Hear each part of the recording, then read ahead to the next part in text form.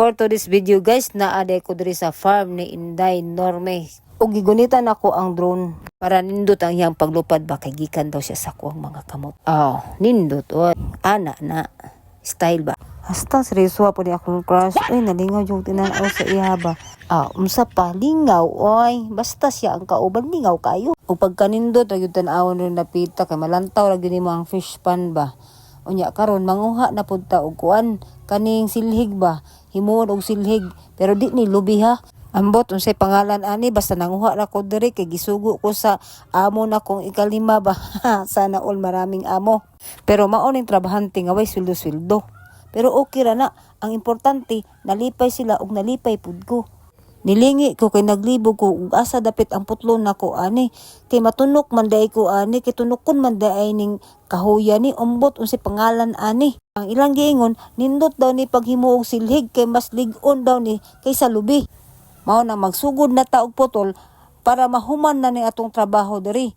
Pero mas gahi gyud sa lubi kay hasta man yang gahi putlon ug hastang taasa sa dahon. Unya kay kulang man mangita pataglain para mabuo ang atong himuon og silhig. Silhig sa Bisaya walis tingting sa Tagalog. Pero naglisod jud ko ba kapiskot pastang bugata natabunan manggod sa mga kahoy dito sa unahan ba. Gikapoy kog bira-bira guys, wala pagi ko nahuman og putol.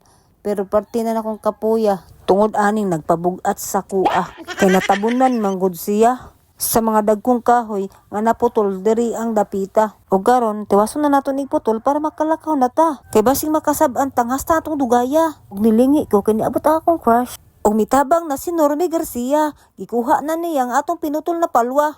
Butana jud ning idol. Oy may gani kay gigdala na niya ang pinutol na ko na palwa para dili na jud ko kayo mahago ang trabaho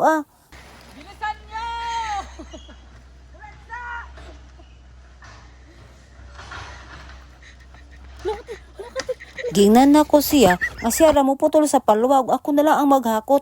Pero ni ana siya nga ako ra daw mo putol kasi siya daw maghakot sa palwa. Mao nang si Norme nagdali-dali na kay magbagos pa mi aning tukog sa palwa.